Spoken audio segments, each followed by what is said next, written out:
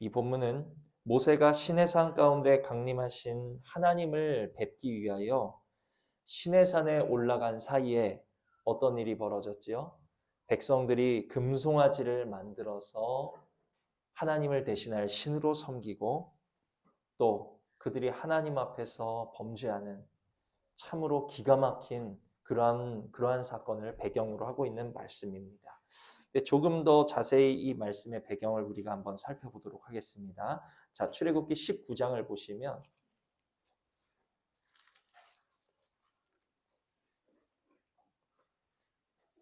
19장은 이제 이스라엘이 출애굽을 하여서 시내산에 이르고 나서부터의 일을 기록하고 있는 것이 19장입니다.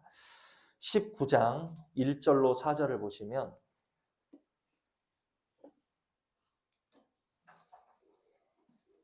19장 1절로 4절 찾으셨으면 우리 함께 읽습니다. 시작. 이스라엘 자손이 애굽 땅을 떠난 지 3개월이 되던 날 그들이 시내 광야에 이르니라.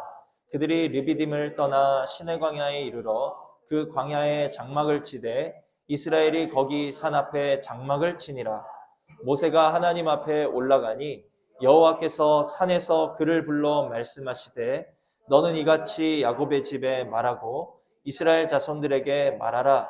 내가 애굽 사람에게 어떻게 행하였음과 내가 어떻게 독수리 날개로 너희를 업어 내게로 인도하였음을 너희가 보았느니라. 아멘. 자, 이스라엘이 애굽 땅을 떠난 지 얼마 만에 시내산에 도착했나요?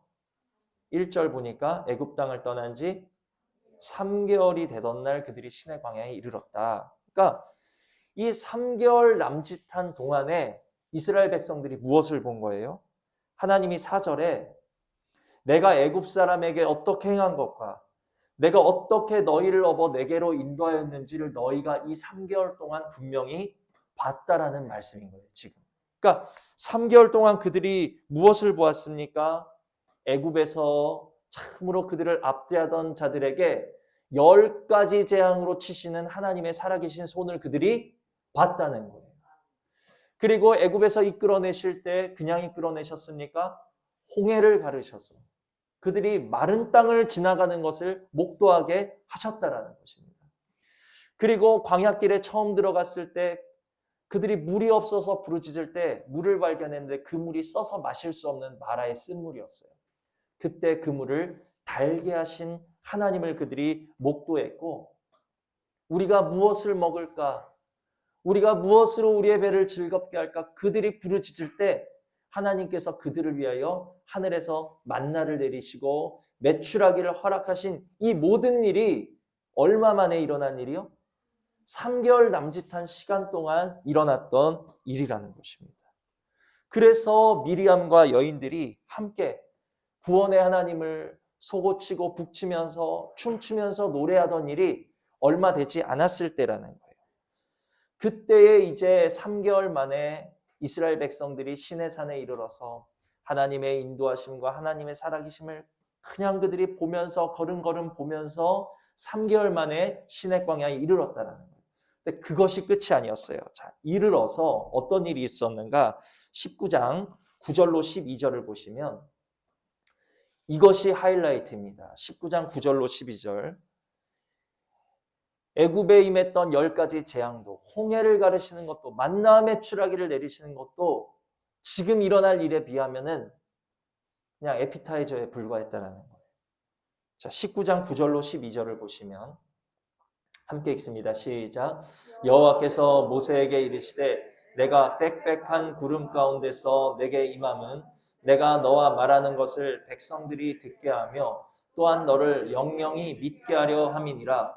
모세가 백성의 말을 여호와께 아뢰었으므로 여호와께서 모세에게 이르시되 너는 백성에게로 가서 오늘과 내일 그들을 성결하게 하며 그들에게 옷을 빨게 하고 준비하게 하여 셋째 날을 기다리게 하라. 이는 셋째 날에 나 여호와가 온 백성의 목전에서 시내산에 강림할 것임이니 너는 백성을 위하여 주의 경계를 정하고 이르기를 너희는 삼가 산에 오르거나 그 경계를 침범하지 말지니 산을 침범하는 자는 반드시 죽임을 당할 것임이라. 아멘. 아니, 애굽에 내리신 10가지 재앙보다 더 큰 이적이 있습니까? 홍해를 가르신 것보다 더 놀라운 일이 있습니까? 하늘에서 만나 메추라기를 내리신 것보다 더 불가사한 일이 있습니까? 있다라는 거예요. 이제 3개월 만에 시내광야에 도착한 이스라엘 백성을 기다리고 있었던 것은 나 여호와가 온 백성의 목전에서 시내산에 어떻게 해요? 강림할 것임이니. 살아계신 하나님께서 그 모습을 이스라엘 온 백성에게 시내산에서 보이겠다. 지금 굉장히 엄청난 사건이라는 거예요. 그래서 16절로 20절을 보시면 이제 셋째 날이 됐습니다. 첫째 날, 둘째 날 너희는 성결하게 하고 셋째 날을 기다려라. 셋째 날에 내가 시내산에 강림할 것이다. 이제 약속하신 셋째 날이 됐어요. 16절로 20절을 함께 읽습니다. 시작. 셋째 날 아침에 우레와 번개와 빽빽한 구름이 산 위에 있고 나팔 소리가 매우 크게 들리니 진중에 있는 모든 백성이 다 떨더라. 모세가 하나님을 맞으려고 백성을 거느리고 진에서 나오매 그들이 산기슭에 서 있는데 시내산에 연기가 자욱하니 여호와께서 불 가운데서 거기 강림하심이라. 그 연기가 옹기까마 연기같이 떠오르고 온 산이 크게 진동하며 나팔 소리가 점점 커질 때에 모세가 말한즉 하나님의 음성으로 대답하시더라. 여호와께서 시내산 곧 그 산 꼭대기에 강림하시고 모세를 그리로 부르시니 모세가 올라가매. 아멘. 그러니까 지금까지 하나님께서 3개월 동안 이스라엘 백성을 손으로 건지시고 인도하여 주신 이 모든 과정도 너무 놀라운 사건이라는 거예요. 그런데 모세가 시내산에 강림하신 하나님을 뵈러 올라가는 장면에 비하면 아무것도 아니라는 거예요. 어쩌면 성경에서 가장 놀라운 장면이 지금 여기 기록되어 있는 것입니다. 이스라엘 온 백성이 살아계신 하나님이 그 산에 강림하시는 광경을 지금 눈으로 목도하고 있는 거예요. 너무너무 엄청난 장면입니다. 그래서 그것을 보는 백성들이 어땠는가? 16절을 보니까 셋째 날 아침에 우레와 번개와 빽빽한 구름이 산 위에 있고 나팔 소리가 매우 크게 들리니 진중에 있는 모든 백성이 어때요? 다 떨더라. 우레소리, 천둥번개 소리, 빽빽한 구름, 나팔 소리로 가득한 그 시내산에 이제 모세가 하나님을 뵈러 올라갈 때 백성들은 어땠다고요? 두려워서 떨었다라는 것입니다. 그 광경에 압도당했다라는 거예요. 자, 그리고 중요한 사실은 또 무엇이냐면 9절을 보시면 우리는 광야에서 일어난 사건 하면은 홍해를 가르시고 만나 메추라기 이런 것들을 떠오르지만 사실 강림하신 하나님을 눈으로 뵙는 이 사건에 비하면 아무것도 아니라는 거예요. 근데 더 놀라운 것은 9절에 있습니다. 여호와께서 모세에게 이르시되 내가 빽빽한 구름 가운데서 내게 임함은 어떻게 해요? 내가 너와 말하는 것을 백성들이 듣게 하며. 이거 굉장히 놀라운 거예요. 그러니까 그 백성들이 구름의 모습만 보았던 것이 아니라 하나님께서 그곳에 임하셔서 말씀하시는 음성을 백성들이 귀로 들을 수 있었다라는 거예요. 그들이 하나님의 음성을 귀로 듣는 자들이 되었다라는 거예요. 자, 그런데 이 백성들이 그 시내산에 임하는 그 하나님의 영광의 광경이 너무 두려운 나머지 그들의 귀에 들려지는 하나님의 그 우레 같은 소리가 너무 두려운 나머지 그들이 이제 모세에게 무엇을 구하기 시작하는가? 자, 20장 출애굽기 20장 18절로 21절을 보시면 출애굽기 20장 18절로 21절입니다. 그들이 백성이 모세에게 무엇을 구하기 시작하는가? 자, 우리 함께 읽어보십니다. 시작. 뭇 백성이 우레와 번개와 나팔 소리와 산의 연기를 본지라. 그들이 볼 때에 떨며 멀리 서서 모세에게 이르되 당신이 우리에게 말씀하소서 우리가 들으리이다. 하나님이 우리에게 말씀하시지 말게 하소서 우리가 죽을까 하나이다. 모세가 백성에게 이르되 두려워하지 말라. 하나님이 임하심은 너희를 시험하고 너희로 경외하여 범죄하지 않게 하려 하심이니라.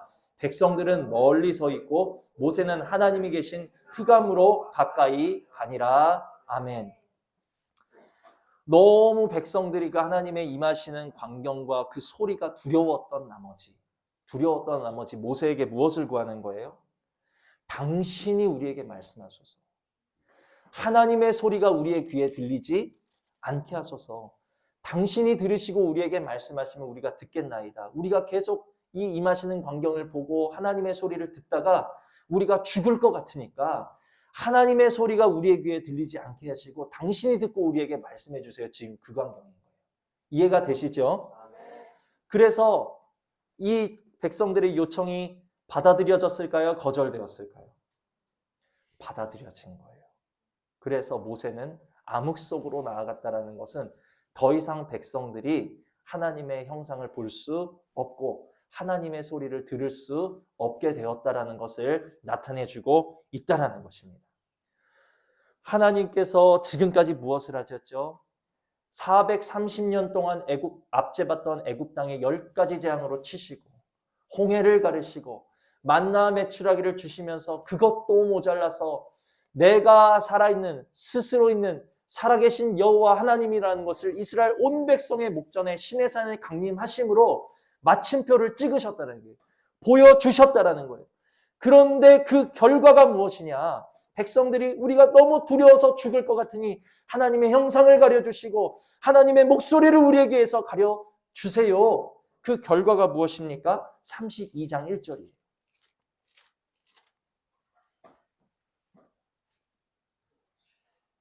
32장 1절 우리 다 같이 읽습니다. 시작. 백성이 모세가 산에서 내려옴이 더딤을 보고 모여 백성이 아론에게 이르러 말하되 일어나라 우리를 위하여 우리를 인도할 신을 만들라. 이 모세 곧 우리를 애굽 땅에서 인도하여 낸 사람은 어찌 되었는지 알지 못함이니라. 아멘. 하나님의 소리가 더 이상 들리지 않게 되고 하나님의 강림하신 모습이 더 이상 그들의 눈에 보이지 않게 되자 백성들은 무엇을 합니까? 하나님을 버리고 신을 만들기 시작하는 범죄를 저질렀다라는 거예요. 이스라엘의 죄악이 어느 정도인지 지금 여러분들 체감이 되십니까? 짐작이 되세요? 또 말씀드리지만 10가지 재앙으로 치시고 홍해를 가르시고 만나와 메추라기를 주심도 모자라서 아니 하나님께서 어느 때 한 민족 전체에게 강림하시는 모습을 보여주셨냐라는 거예요. 시내산에 친히 강림하셔서 하나님의 영광을 드러내신 것은 이스라엘로 하여금 너희를 건진 자, 너희를 여기까지 인도한 자는 바로 스스로 계시고 살아계신 나 여호와 하나님이라는 것을 그들의 목전에서 그들의 마음에 분명히 새기시기 위함이었는데 백성들이 요구한 것은 두려우니까 그 모습 좀 안 보이게 해주세요. 무서우니까 그 소리 좀 안 들리게 해주세요. 그리고 그것까지 들어주신 결과가 무엇이었어요? 그들이 선택한 것은 스스로 계신 하나님을 발로 차버리고 그들이 만든 신을 선택하는 죄악의 자리에까지 그들이 이르게 되었다. 그들은 스스로 계신 하나님을 버리고 자기가 만든 신을 선택하게 되는 범죄를 저지르게 됩니다. 요즘 세상 사람들이 많이 오해하는 것이 있어요.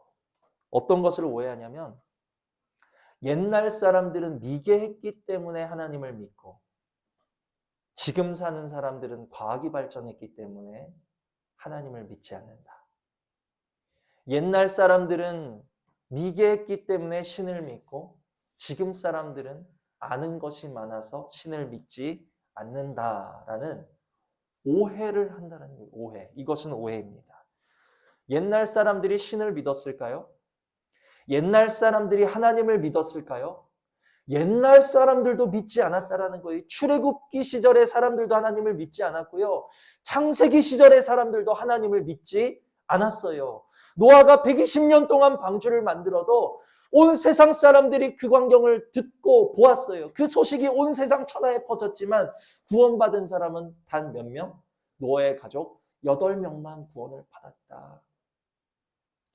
옛날 사람이라고 하여서 미개한 사람들이라고 하여서 신을 믿었고 지금의 과학이 발전했다 해서 신을 믿지 않는 것이 아니다. 옛날 사람들도, 출애굽기 시절의 사람들도 신을 믿었던 것이 아니라 그들이 믿었던 것은 뭐예요? 자기가 만든 것을 믿었다라는 거예요. 정말 충격적입니다. 우리를 위하여 우리를 인도할 신을 어떻게 해요? 우리를 인도할 신을 만들라. 그들이 믿은 것은 만들어진 신이었다라는 거예요. 자기 손으로 만든 것을 신으로 섬기면서 믿었다는 거예요. 자, 그러면 그때 돌이나 나무나 금이나 은을 다듬어서 자기가 내 손으로 만든 신을 섬기는 것이나, 그러면 왜 만들었을까요? 자신들의 소망이나 염원을 담을 그냥 그저 그릇이 필요했을 뿐이라는 거예요. 자신들의 열정과 소망과 어떤 그런 소원을 쏟을 대상이 필요했기 때문에 신을 만들었다는 거예요. 그들이 돌이나 나무를 다듬어서 만든 것을 신으로 섬기는 것이나, 오늘날 물질이나 내가 이룬 학벌이나 명예나 나의 지혜나 나의 꾀나 나의 능력을 믿는 것이나 똑같은 모습이다. 그 대상의 어떤 그런 모습만 조금 변했을 뿐이지, 그때 그들이, 옛날 사람들이 만든 신을 믿는 것이나 내가 세워놓고 내가 만들어놓고 내가 짜놓은 뭔가 법칙을 믿고 세상 것을 믿고 물질을 믿고 나의 능력을 믿고 나의 학벌을 믿는 것이나 똑같은 것을 믿는 모습이라는 것을 여러분들이 깨달으실 수 있어야 된다는 것입니다. 모습만 다를 뿐 옛날이나 지금이나 내가 만든 신을 믿든 내가 만든 나의 능력을 믿든 믿는 것은 똑같은 일이라는 거예요. 그러나 우리가 믿는 하나님은 어떤 분입니까? 오늘 저와 여러분이 믿고 우리가 예배하고 우리가 사랑하는 하나님은 만들어진 하나님이 아니다. 사람의 손으로 지어진 하나님이 아니다. 그분은 누구시냐는 거예요. 우리가 섬기고 우리가 예배하고 우리가 사랑하고 우리가 믿는 하나님은 스스로 계신 하나님이신 것을 믿으시는 은혜가 있기를 원합니다. 온 우주에 창조주시고 만드셨을 뿐만 아니라 이 모든 것을 갖가지 법칙과 질서로 유지하고 계시는 능력이 충만하신 분이고, 온 천지 만물의 왕 되시는 우리는 그 하나님을 믿는 줄 안다라는 거예요. 할렐루야. 미개해서 믿고 과학이 발전했기 때문에 유식해서 안 믿는 게 아니라는 거예요. 그때나 지금이나 모두가 다 믿는다라는 거예요. 다만 만들어진 신을 믿느냐, 만들어진 나의 능력을 믿느냐, 아니면 스스로 계신 하나님을 믿느냐. 오늘 스스로 계신 하나님을 믿을 수 있는 자리에, 예배할 수 있는 자리에 저와 여러분을 불러주셨다라는 것에 감사하실 수 있는 은혜가 있기를 주님의 이름으로 축복을 드립니다. 그때나 지금이나 하나님을 믿을 수 있었던 것은 선물 받은 자들, 믿음은 선물이라는 거예요. 믿음은 은혜라는 거예요. 이 은혜를 받은 자들만이, 이 선물을 받은 자들만이 살아계신 하나님을 믿을 수 있는 것이고, 섬길 수 있는 믿음이라는 것은, 하나님을 믿는 믿음이라는 것은 하나님께서 사랑하시고 구별하시고 택하여 주셨다라는 증표라는 사실을 깨달으실 수 있는 은혜가 있기를 주님의 이름으로 축복을 드립니다. 자, 그래서 백성들이 모세에게 우리가 하나님의 음성 듣기가 너무너무 무섭고 하나님의 형상 보기가 너무너무 두려우니 우리가 보지 않게 해주세요. 우리가 듣지 않게 해주세요. 그들의 기도와 그들의 간구까지 들어주신 결과가 무엇이었어요? 그들은 살아계셔서, 그들을 너무 사랑하시고 스스로 계셔서 능력과 권세로 이 모든 천지 만물을 붙들고 계신 살아계신 하나님이 그들의 눈앞에 강림하셨음에도 그 하나님을 버리고 그들은 자기들이 만든 신을 택하여 섬기기 시작했다라는 거예요. 우리는 어느 때 감사하십니까? 언제 감사하시죠?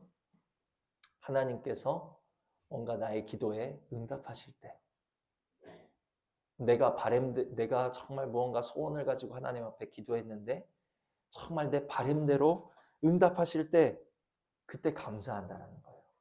아멘이십니까? 아멘. 그때 감사 안 하세요? 엄청 감사하죠. 내가 정말 곤란 가운데 하나님 나 좀 도와주세요 기도했는데 도움의 손길을 내밀어 주시면 그것만큼 감사한 게 없다는 거예요.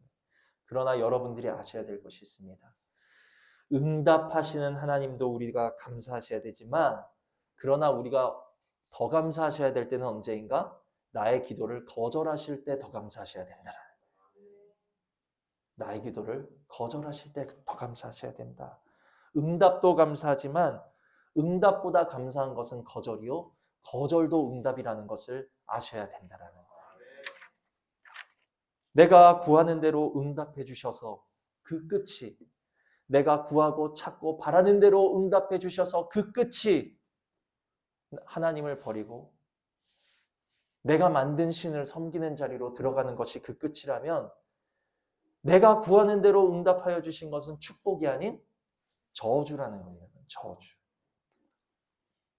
우리가 하나님의 뜻에 합한 것 구할 때는 하나님께서 더욱 넘치도록 능히 하실 줄 믿습니다. 그러나 우리가 잘못된 것 구할 때는 거절하여 주셔야지 그것이 사랑이고 그것이 은혜라는 거예요. 그래서 정말 우리의 필요에는 더욱 넘치도록 능히 응답하실 하나님. 그러나 잘못된 것 구할 때는 주님이 거절하여 주심으로써 우리의 심령과 우리들의 가정과 우리들의 교회에 오직 살아계신 하나님의 나라가 더욱 견고하고 든든하게 세워지고 확장되어 지실 수 있는 은혜가 있기를 주님의 이름으로 축복을 드린다라는 것입니다. 자, 어쨌든 이제부터 본론이에요. 이제 이 일로 인해서 이스라엘이 스스로 계신 하나님을 발로 차버리고 자기들이 만든 신을 택함으로 말미암아 그것도 하나님 목전에서 하나님께서 어떻게 하셨겠습니까? 엄청나게 진노를 하신 거예요. 하나님이 너무너무 화가 나셨어요. 그래서 뭐라고 말씀하시느냐? 오늘 본문 10절을 보시면 본문 10절입니다. 함께 읽습니다. 시작. 그런즉 내가 하는 대로 두라. 내가 그들에게 진노하여 그들을 진멸하고 너를 큰 나라가 되게 하리라. 아멘. 내가 그들의 진노하여 그들을 진멸하고 하나님께서 이스라엘 백성들을 다 쓸어버리기로 작정하신 거예요. 하나님께서 이스라엘 백성들을 그냥 다 죽이시기로 결정을 내리셨다는 거예요. 자, 그런데 11절 보니까 모세가 그의 하나님 여호와께 구하여 이르되 여호와여 어찌하여 그 큰 권능과 강한 손으로 애굽 땅에서 인도하여 내신 주의 백성에게 진노하시나이까. 모세가 이제 하나님 앞에 구하기 시작하는 거예요. 내가 이 백성을 진노하여서 다 멸할 것이다. 하나님의 진노가 작정되고 결정된 백성에게 모세가 이제 앞으로 나가서 하나님 앞에 엎드려가지고 하나님 용서해 주세요.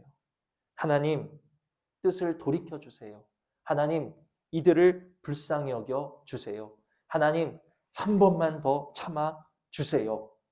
11절부터 13절에 이르도록 모세가 하나님 앞에 간구하는 용서를 구하는 장면이 나온다라는 것입니다. 그 결국 어떻게 됩니까? 14절에 보니까 함께 읽습니다. 여호와께서 뜻을 돌이키사 말씀하신 화를 그 백성에게 내리지 아니하시니라. 아멘. 모세의 간구로 모세가 용서를 구한 끝에 백성들이 이 큰 죄에서 결국 어떻게 겨우 용서받게 되었다라는 거예요. 자, 이뿐만이 아닙니다. 민수기를 보시면 이제 말씀이 빨리빨리 넘어갑니다. 민수기 14장 1절로 5절.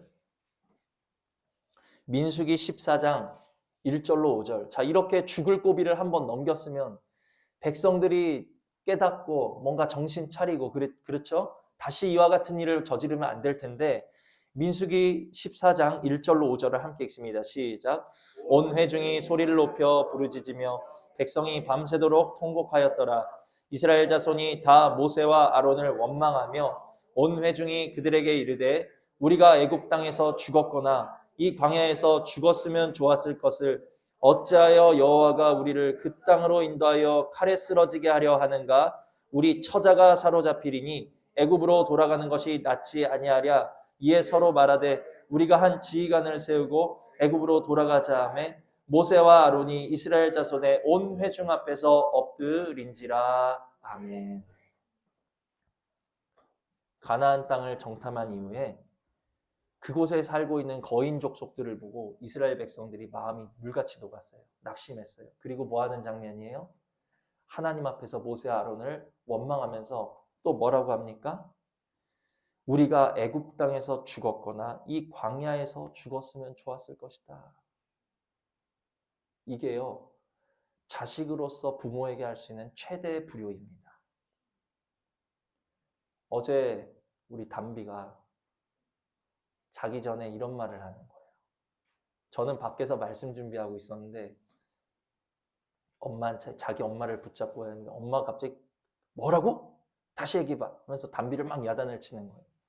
무슨 얘기를 했길래 그래? 담비가 자기는 군대 가는 게 무서우니까 6살에 죽었으면 좋겠다.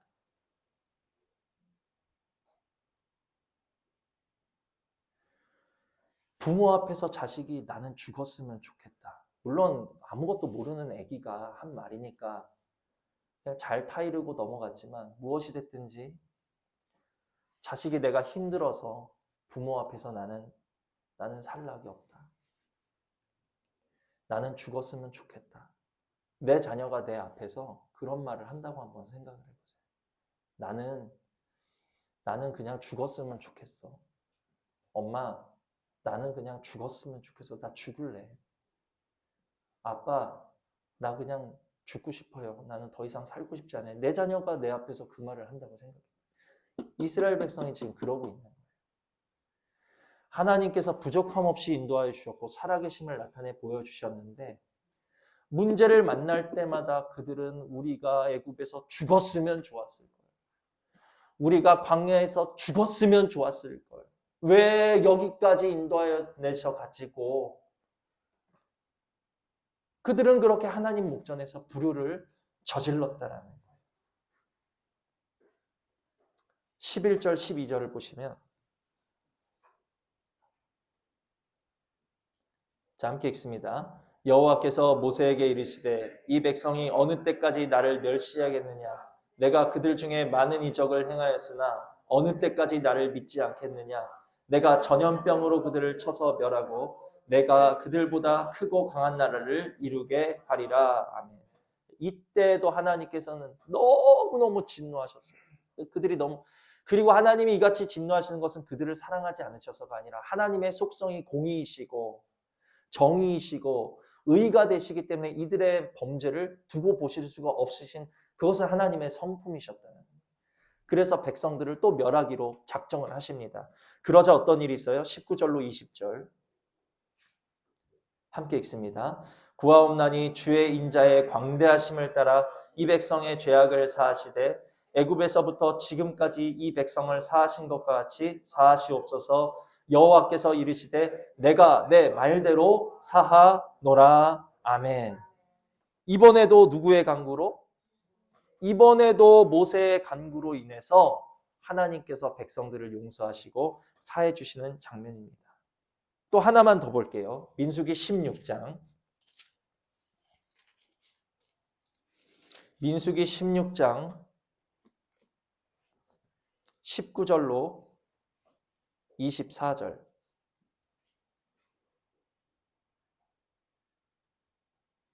(19절로 24절) 함께 읽습니다. 고라가 온 회중을 회막문에 모아놓고 그 두 사람을 대적하려 하매 여호와의 영광이 온 회중에게 나타나시니라. 여호와께서 모세와 아론에게 말씀하여 이르시되 너희는 이 회중에게서 떠나라. 내가 순식간에 그들을 멸하려 하노라. 그 두 사람이 엎드려 이르되 하나님이여 모든 육체의 생명의 하나님이여 한 사람이 범죄하였거늘 온 회중에게 진노하시나이까. 여호와께서 모세에게 말씀하여 이르시되 회중에게 명령하여 이르기를 너희는 고라와 다단과 아비람의 장막 사방에서 떠나라 하라. 아멘. 그리고 41절로 45절입니다. 41절로 45절 함께 읽습니다. 이튿날 이스라엘 자손의 온 회중이 모세와 아론을 원망하여 이르되 너희가 여호와의 백성을 죽였도다 하고 회중이 모여 모세와 아론을 칠 때에 회막을 바라본즉 구름이 회막을 덮었고 여호와의 영광이 나타났더라. 모세와 아론이 회막 앞에 이르매 여호와께서 모세에게 말씀하여 이르시되 너희는 이 회중에게서 떠나라. 내가 순식간에 그들을 멸하려 하로다 하시매 그 두 사람이 엎드리니라. 아멘. 그러니까 고라가 반역을 했어요. 내가 보니까 모세가 너무 자기 혼자 왕 노릇을 하려는 것 같아. 모세 혼자 많은 권력을 차지하고 모세 혼자서 약속한 가나안 땅으로 인도해드리지도 않고 우리를 광야에서 뺑뺑 돌게만 하는 것 같아. 고라, 다단과 아비람이 반역을 하고 일어났다는 거예요. 그에 동조한 세력들이 많았어요. 하나님께서 그들을 보시면서 진노하셨어요. 이 배은망덕한 녀석들을 내가 모세 네 앞에서 다 치우고 너로 하여금 새로운 민족을 이룰 수 있도록 내가 하겠다. 그러자 모세와 아론이 하나님 앞에 엎드렸다는 거예요. 그 일로 인해서 고라와 다단에 속한 사람들만 음부로 빠졌는데 그 이튿날 어떤 일이 벌어졌어요? 사람들이 몰려와가지고 너희가 하나님의 자녀를 죽였다 하면서 모세와 아론에게 대들고 심지어 때리는, 그야말로 한마디로 하나님 앞에서 그냥 죽여달라고 떼쓰는 그러한 모습인 것이죠. 그때에도 모세와 아론은 하나님 앞에 엎드려서 그들이 하나님 앞에서 진멸당할 범죄를 저지를 때마다 모세의 중보와 강구로서 그들은 살리심을 얻을 수 있었다. 사하심을 얻을 수 있었다. 그것도 부족해서 그들이 만나로 인하여서 불평하다가 불뱀에 물렸을 때, 모압 여인들과 함께 광야에서 음행을 저지를 때에도 이들이 수차례나 수없이 하나님 앞에서 진멸당할 죄악을 저지를 때마다 그때마다 누가 나섰어요? 모세가 나서서 하나님 앞에 엎드린 거예요. 예전에 어떤 분이 저에게 이런 말을 하신 것을 제가 분명히 기억합니다. 어릴 때였는데도 아직도 분명히 기억해요. 어떤 분이 하나님은 거짓이 없으신 분이시라고 했죠. 하나님은 정하신 뜻을 변하지 않으시는 분이라고 했죠. 하나님은 그 정하신 뜻을 반드시 이루시는 분이라고 했죠. 그런데 왜 이스라엘을 내가 진멸하겠다, 내가 그들을 쓸어버리겠다 하셨다가 왜 또 말을 바꾸셔서 내가 그들을 사하노라, 내가 그들을 용서하노라? 이거 성경의 모순 아닌가요? 저에게 누군가 그런 말을 한 것이 분명히 기억나요. 왜 기억나냐면 제가 그 말에 대해서 대답을 못했었거든요. 분명히 기억나요. 왜 하나님은 그 말씀에 대해서 변개가 없으신 하나님이라고 하셨는데 왜 내가 진멸하겠다 하셨다가 용서해 주시고, 왜 내가 엎어버리겠다 하셨다가 참아주시고, 왜 변함없으시겠다는 하나님께서 정하신 뜻을 돌이키시는가? 이 성경의 모순이 아닌가? 이렇게 말씀하시는 분이 계셨다라는 거예요. 혹은 이런 부분에 대해서 의문을 품고 계시는 분들이 아마 저와 여러분 중에도 계신지 모르겠습니다. 이스라엘 광야 40년 동안 수없이 뜻을 돌이키시는 하나님의 모습을 기록한 이유는 성경이 모순되다는 것을 스스로 증명한 것이 아니에요. 중보자가 있다라는 것을 우리에게 보여주시기 위함이라는 것을 깨달으시는 은혜가 있기를 원합니다. 성경이 우리에게 무엇을 보여주는 거라고요? 중보자가 있다라는 것을 보여주는 거예요. 중보자의 뜻이 무엇이냐? 구약의 중보자라는 말은 딱 한 차례 쓰였어요. 이사야에서. 그 말의 어원은 담보를 잡히다라는 뜻이에요. 중보가 뭐라고요? 담보를 잡히다. 신약에서는 중보라는 말이 꽤 많이 쓰였습니다. 신약에서의 뜻은 조금 달라요. 두 편 사이에서, 한 편과 한 편 사이에서 그 두 사람이 화해와 일치를 가질 수 있도록 돕는 사람이 중보다. 중보는 이런 뜻을 가지고 있습니다. 자, 만일 하나님께서 범죄한 이스라엘에게 내 목전에서 나를 버리고 지금 만든 신을 섬겨? 내가 너희를 쓸어버리리라 하셨을 때 모세라는 중보자가 없었다면 이스라엘은 어떻게 됐을까요? 하나님께서 정하신 대로 그들은 진멸당할 수밖에 없었다. 그들이 범죄할 때마다 하나님께서 내가 너희들을 쓸어버리리라 하실 때 모세와 아론 같은 하나님 앞에 엎드리는 중보자가 없었다면 그들은 어떻게 됐을까요? 그들은 진멸당할 수밖에 없었다는 게 지금 이스라엘은 존재하지 않았을 거라는 거예요. 자, 그러나 다시 오늘 본문을 보시면 출애굽기 32장 32절을 보십니다.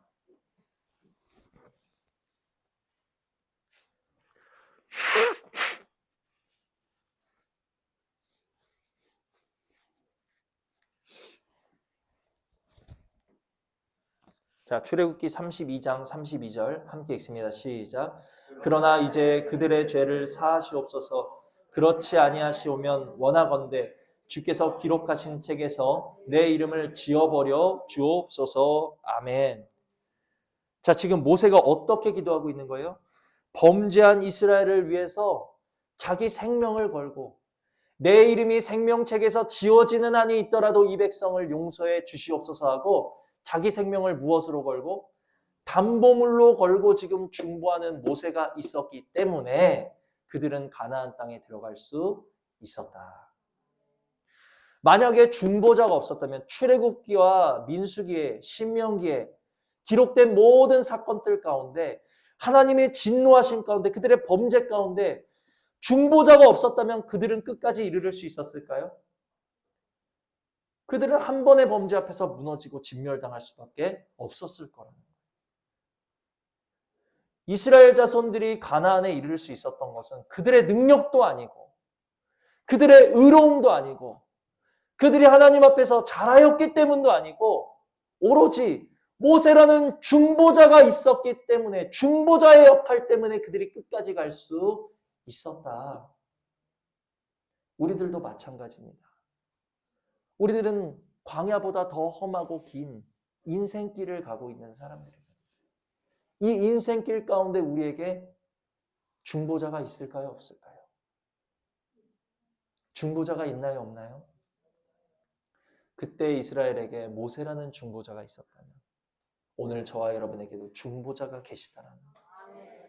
이 중보자가 계시기 때문에 저와 여러분이 오늘 여기까지 이르실 수 있었고 이 중보자가 계시기 때문에 우리는 천국까지 무사히 들어갈 수 있게 되는 것을 믿으시는 은혜가 있기를 원합니다. 출애굽기에서 하나님께서 그 말씀을 변하시는 것을 여러 차례 기록하신 것은 성경이 모순된 것을 말하는 것이 아니라 중보자가 있다. 중보자가 너희에게 있다라는 것을 보여주시기 위함이라는 것을 깨달으시는 은혜가 지혜가 있기를 원합니다. 자, 그래서 지금까지 말씀을 잠깐 정리를 하면 우리는 중보자로 인해서 이스라엘의 선함도 아니고 이스라엘의 잘함도 아니고 이스라엘의 의로움 때문도 아니고 오직 그들은 범죄하고 미련하고 연약하고 정말 매를 맞으려고 하나님 앞에서 애쓰는 모습이었지만 그러나 누구 때문에? 모세라는 중보자 때문에 뜻을 돌이키시고 용서하시고 사하여 주셔서 인도하시는 하나님의 모습을 볼 수 있었다라는 거예요. 자, 그렇다면 누가 중보자의 자격을 얻을 수 있는가? 모세가 어떻게 기도했다 그랬죠? 자기 생명을 걸고 내 이름이 하나님의 생명책에서 지워지는 한이 있더라도 이 백성을 용서해 주시옵소서. 자기 생명을 걸고 기도했다? 그러면 중보자는 나 생명 걸고 기도하면 중보자가 되는 거야? 그것이 아니에요. 내 목숨을 걸고 기도한다 그래서 중보자가 될 수 있는 것이 아니고 중보자에게는 무엇이 필요한가? 자격이 필요합니다. 뭐가 필요하다고요? 그 자격을 살펴볼게요. 갈라디아서를 보십니다.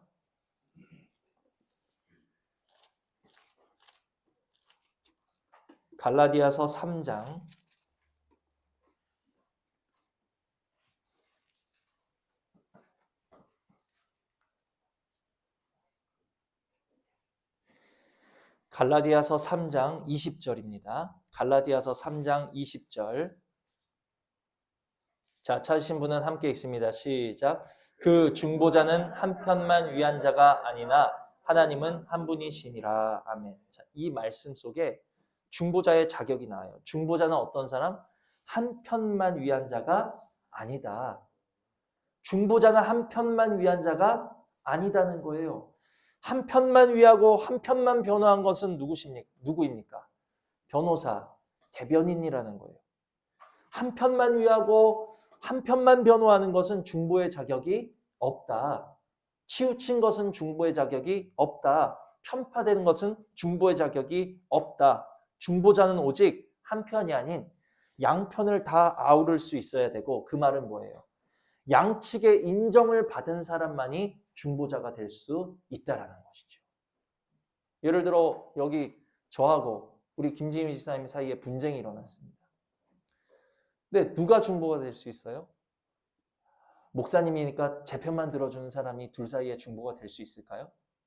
아니면 집사님 편만 들어주는 사람이 중보가 될 수 있을까요?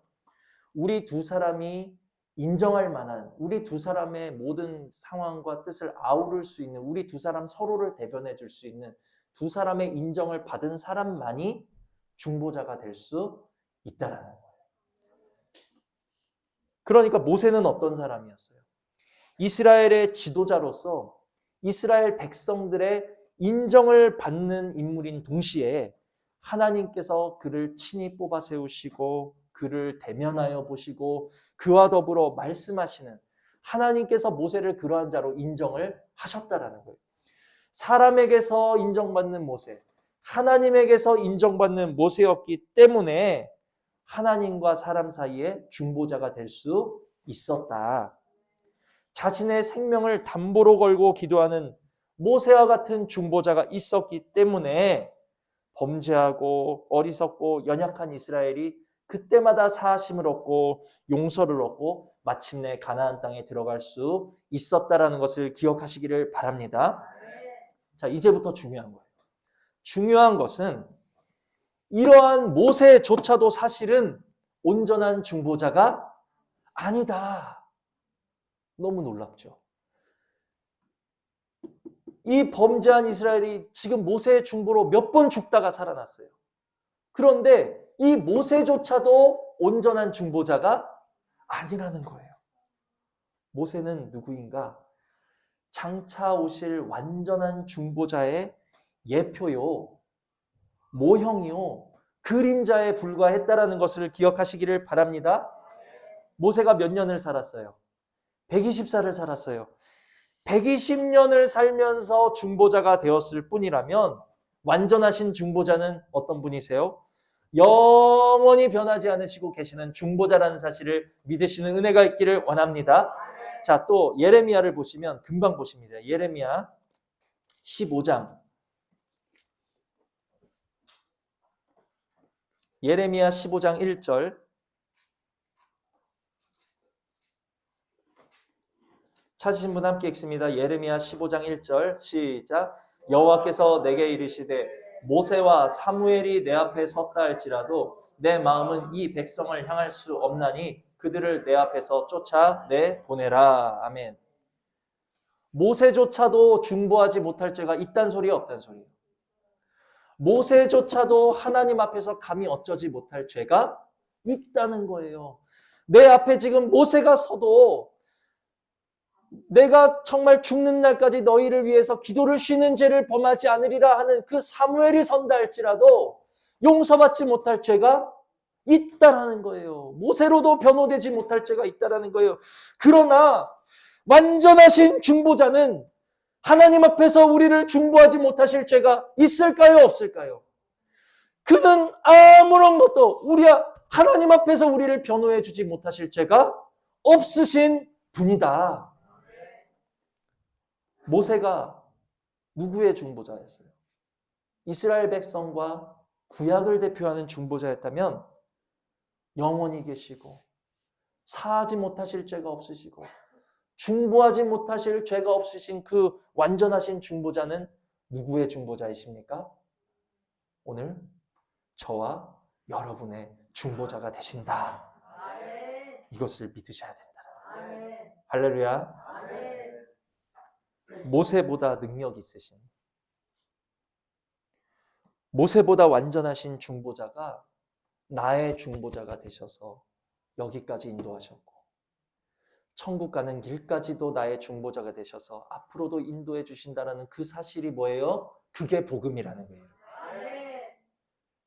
주님이 나의 중보자가 되어주시네. 그게 복음이에요. 그게 복음. 천국 뭘로 갈래? 내 힘으로 가고, 내가 말씀 지켜서 가고, 내가 죄 안 지어서 가고, 내가 완전해서 가는 천국이 아니라는 거예요. 중보자의 손잡고 가는 길이 천국이라는 사실을 기억하시기를 바랍니다. 우리는 이 복음 앞으로 주님이 나의 완전하신 중보자가 나의 중보자가 되신다. 이 복음 앞으로 우리는 날마다 가까이 나아가시고 더욱더 이 중보자를 의지하셔야 된다는 거예요. 이 중보자는 누구신가? 히브리서를 보시면 이 완전하신 중보자, 우리에게 있는 영원하신 중보자, 하나님 앞에서 우리의 죄를 변호하지 못하실 것이 아무것도 없으신 그 유능하신 중보자, 영원하신 중보자, 완전한 중보자는 누구신가? 히브리서 9장을 보시면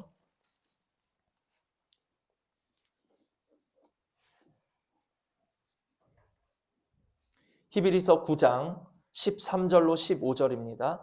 히브리서 9장 13절로 15절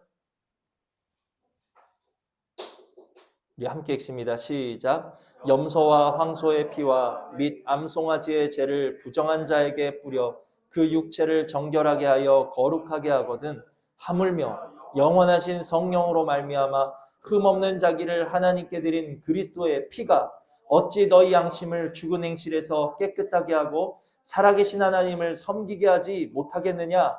이로 말미암아 그는 새 언약의 중보자시니 이는 천연약 때에 범한 죄에서 속량하려고 죽으사 부르심을 입은 자로 하여금 영원한 기업의 약속을 얻게 하려 하심이라. 아멘. 누가 우리의 중보자가 되시는 거예요? 하나님의 아들 예수 그리스도께서. 모세가 나의 중보자가 된다 그래도 참 든든할 텐데 그보다 더 능력 있으시고 완전하시고 영원하시고 하나님 앞에 중보하지 못하실 죄가 아무것도 없으신 우리 이것을 믿으셔야 된다는 거예요. 우리는 우리가 저지르는 죄로 인해서 너무너무 때로는 부끄럽고 나 죄 져서 하나님 앞에 못 나가. 하나님 앞에 서기가 너무너무 송구하고 무섭고 맞아요. 우리 모습만 가지고는 하나님 앞에 설 수 없지만 우리에겐 누가 계시다? 중보자가 되시는 예수 그리스도가 계시다. 그분은 하나님 앞에 우리의 죄를 중보하지 못할 것이 아무것도 없으신 분이다. 우리는 이것을 믿고 주님 앞에 더 가까이 나오셔야 된다라는 것입니다. 그리스도의 피가 어찌 너희 양심을 죽은 행실에서 깨끗하게 하지 못하고 살아계신 하나님을 섬기게 하지 못하겠느냐. 이것을 믿으셔야 된다라는 거예요. 날 위해 보혈을 흘리사 그 보혈로 날마다 우리를 깨끗게 씻어주시고 날마다 우리로 하여금 더욱더 하나님 섬기는 자리로 이끌어주시는 하나님의 아들 예수 그리스도께서 천국 가는 길까지 나의 무엇이요? 새 언약의 중보자, 새 언약의 중보자가 되신다는 것을 굳게 붙잡으실 수 있는 은혜가 있기를 주님의 이름으로 축복을 드립니다. 우리 보고 많은 거 하라고 하시는 게 아니에요. 너희들의 중보자가 있는 것을 믿고 중보자를 붙잡고 중보자를 의지하고 중보자 앞으로 피해라. 그것이 주님이 오늘 저와 여러분에게 바라시는 전부라는 것입니다. 우리에게 대단한 건 요구하시는 게 아니에요. 우리를 돕고 계시는 분, 우리를 사해 주시는 분, 우리로 하여금 하나님 앞에 설 수 있도록 자격을 주시는 그 중보자가 나와 함께 계신데 너는 지금 어디를 보고 있느냐? 어디로 가고 있느냐? 무엇을 의지하고 있느냐? 우리 중보자 되시는 주님 앞으로 더 가까이 나오실 수 있는 은혜가 있기를 원한다라는 거예요. 자, 그래서 이사야를 보십니다. 이사야 5장. 우리는 원래 어떤 사람들이었는가? 우리는 어떤 결말을 받아야 될 사람들인가? 이사야 5장. 이사야 5장 1절로 2절입니다. 이사야 5장 1절로 2절. 자, 찾으신 분 함께 읽습니다. 시작. 나는 내가 사랑하는 자를 위하여 노래하되 내가 사랑하는 자의 포도원을 노래하리라. 내가 사랑하는 자에게 포도원이 있으며 심히 기름진 사내로다. 땅을 파서 돌을 제하고 극상품 포도나무를 심었도다. 그 중에 망대를 세웠고 또 그 안에 술틀을 팠도다. 좋은 포도주 맺기를 바랐더니 들포도주를 맺었더라. 아멘.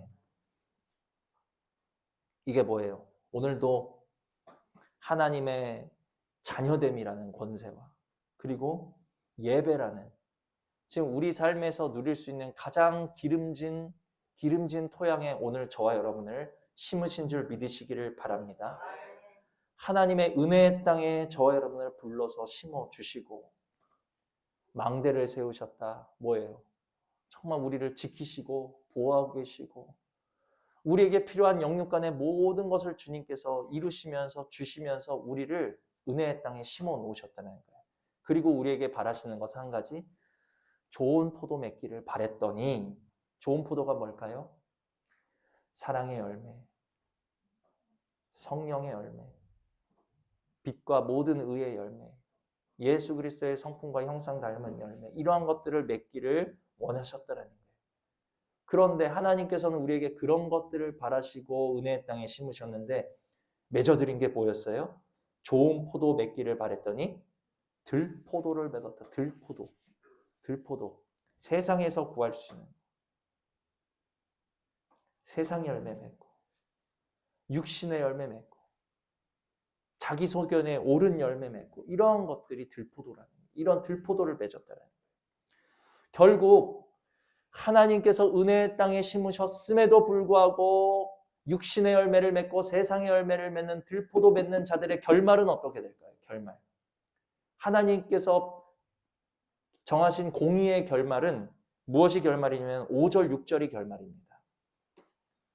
자, 5절, 6절 함께 읽습니다. 이제 내가 내 포도원에 어떻게 행할지를 너희에게 이르리라. 내가 그 울타리를 걷어 먹힘을 당하게 하며 그 담을 헐어 짓밟히게 할 것이요 내가 그것을 황폐하게 하리니 다시는 가지를 자릅니다. 북을 돋지 못하며 찔레와 가시가 날 것이며 내가 또 구름에게 명하여 그 위에 비를 내리지 못하게 하리라 하셨으니. 아멘. 울타리를 걷어 먹히게 할 것이다. 그냥 마귀와 이 세상 권세와 모든 악한 것들에게 그대로 노출되게 할 것이다라는, 짓밟히게 할 것이다. 황폐하게 할 것이다. 비를 허락하지 아니할 것이다. 더 이상 하나님께서 돌보지 아니하시고 저주받은 그 모습 그대로 내버려 두시겠다. 방치하시겠다. 그 뜻이에요. 이게 누구의 결말이라고요? 들포도 맺는 자들의 결말. 오늘도 성령의 열매를 맺기보다는 내 속의 혈기와 감정과 내 소견에 옳은 것 따라 살아가는 들포도로 가득한 오늘 제가 당해야 될 결말이고 여러분이 당하셔야 될 결말이라는 것입니다. 그런데 누가 계시는 거예요?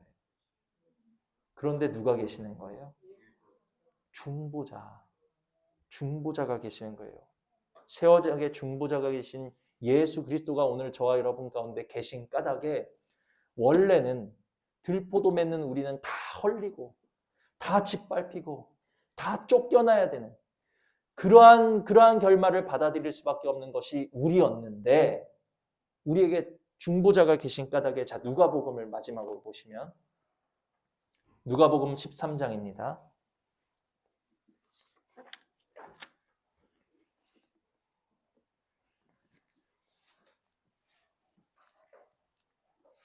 누가복음 13장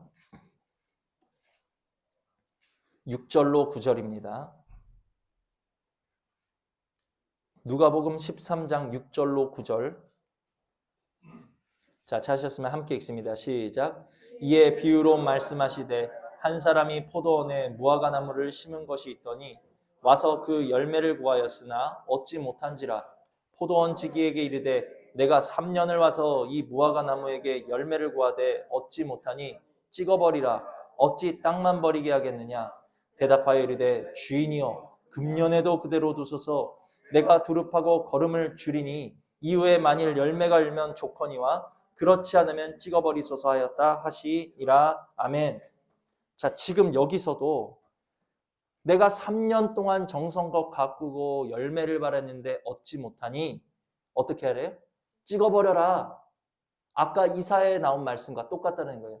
좋은 포도 맺기를 원했는데 들포도를 맺었으니 찍어버려라. 내가 무화과나무 열매를 구했는데 얻지 못했으니 찍어버려라. 똑같은 거예요. 헐어버려라. 다 걷어버려라. 비를 내리지 않겠다. 다 똑같은 뜻이라는 거예요. 자, 그러나 아까 이사야에서는 중보자가 있었어요? 없었어요? 이사야에는 중보자가 없었다는 거예요. 그런데 우리를 위해서 8절에 보니까 대답하여 이르되 주인이여 금년에도 어떻게 해요? 그대로 두소서. 그대로 두소서라고 말씀해 주신 중보자가 오늘 저와 여러분 가운데 계시다라는 것을 믿으시는 은혜가 있기를 원합니다. 이게 은혜라는 거예요. 더욱 감사한 것은 그 중보자께서는 우리를 위하여 그대로 두소서, 좀 기간만 연장해 주시는 분이 아니고 그분은 어떻게 하시는 분이에요? 그대로 두소서 내가 두릅하고 걸음을 줄이니. 우리에게 계신 중보자는 이런 분이라는 것을 믿으시는 은혜가 있기를 원합니다. 열매 맺지 못하는 그를 위해서, 열매 맺지 못한 오늘 저를 위해서, 열매 맺지 못하는 우리를 위해서 누가 더 수고하시겠다는 말이에요? 나의 중보자 되시는 예수 그리스도께서 더 수고하시겠다라는 말씀입니다. 내가 열매 맺기까지 주님이 더 수고해 주시겠다라는 말씀입니다. 할렐루야. 아까 중보의 뜻이 뭐라고 말씀드렸죠? 처음이 담보, 두 번째가 뭐라 그랬죠? 두 편 사이에서 화해와 일치를 이루는 사람. 화해와 일치를 이루는 사람. 그리스도께서 우리의 중보자가 되셔서 나아가서 화목제물이 되셔서 하나님과 우리가 어떻게 되게 됐어요? 화목해지게 됐어요. 하나님과 우리의 사이에 있던 그 죄의 벽이 헐리게 되었어요. 하나님과 우리가 다시 하나가 되게 하셨어요. 거기서도 모자라서 주님께서는 이제는 일치, 하나님의 마음에 합하고 하나님의 뜻에 일치되는 자 되게 하시려고 누가 더 수고하시겠다는 거예요? 중보자 되신 주님 당신이 더 수고하시겠다 그거예요. 그 중보자를 저와 여러분이 어떻게 여기셔야 되겠습니까? 그 중보자를 우리가 어떻게 대하셔야 되겠습니까? 더 사랑하고 아끼고 귀하게 여기고 감사할 것밖에 없다는 거예요. 중보자. 주님이 바라는 거는 야, 내가 금년에도 그대로 두소서, 내가 올 한 해 또 연장했으니까 열매 좀 맺어봐. 우리를 닥달하시는 분이 아니라 금년에도 그대로 두소서, 내가 두릅하고 걸음을 주겠나이다. 열매 맺지 못하는 나 같은 자를 위해서, 여러분을 위해서 누가 더 수고하시겠니?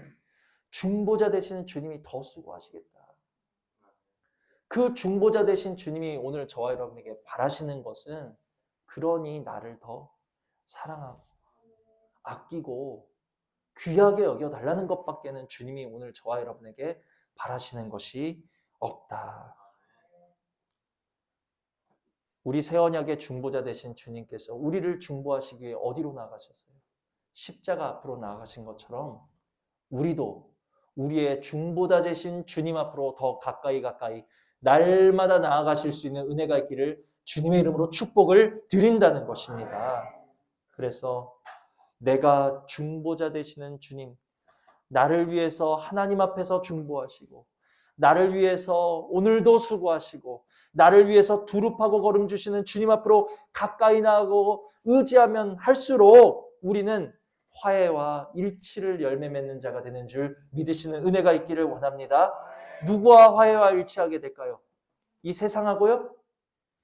우리 육신의 생각과는 절교되시는 은혜가 있기를 원하고 세상에서는 돌아서시는 은혜가 있기를 주님의 이름으로 축복을 드립니다. 오직 하나님과 화해하시고 하나님과 일치되는 교회, 또 나아가서 내 이웃과 화해하며 일치되어지실 수 있는 그러한 가정과 성도가 되어서 우리 안에 중보자가 계시다 하는 것을, 중보받은 우리의 삶을 통해 나타내고 증거하실 수 있는 우리 행복한 교회 모든 성도님들 되시기를 주님의 이름으로 축복을 드린다는 것입니다. 나에게 계신 이 중보자를 아끼고 사랑하시고 더 가까이 나아가실 수 있는 은혜를 구하기 위하여 들으신 말씀 생각하시면서 잠시 기도하시겠습니다.